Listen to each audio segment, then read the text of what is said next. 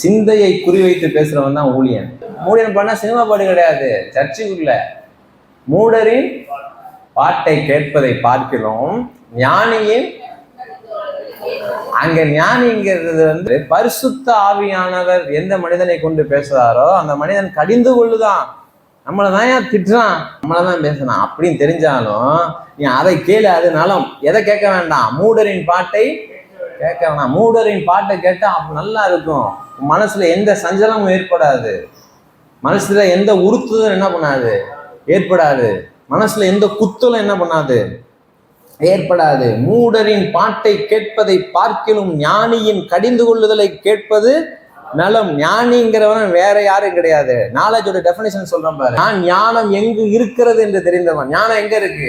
பைபிளை தூக்கி காட்டு, தேவன்ட தான் இருக்கு. அதை தான் நம்மகிட்ட கொடுத்துருக்காரு. பைபிளை தூக்கி மேல காட்டு, இதுதான் ஞானம், பைபிள்ல இருந்து வருது. ஞானியின் கடிந்து கொள்ளுதலை கேள், அது நலம். மூடரின் பாட்டை கேட்பதை அப்படின்னா என்ன அர்த்தம்?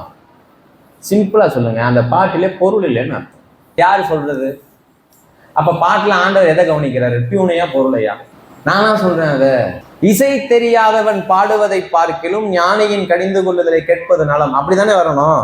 நல்லா பாட தெரியாதவனை கேட்பதை பார்க்கிலும் ஞானியின் கடிந்து கொள்ளுதலை கேட்பது நலம். அப்படித்தானே வரணும். இங்க என்ன சொல்றாரு? மூடரின் பாட்டுங்கிறாரு. மூடரின் பாட்டுன்னா பொருளற்ற பாட்டை நீ பாடுறத கேட்கறத பார்க்கணும், நீ எதை கேட்பது நலம்? ஞானியின் கடிந்து கொள்ளுதலை கேட்பது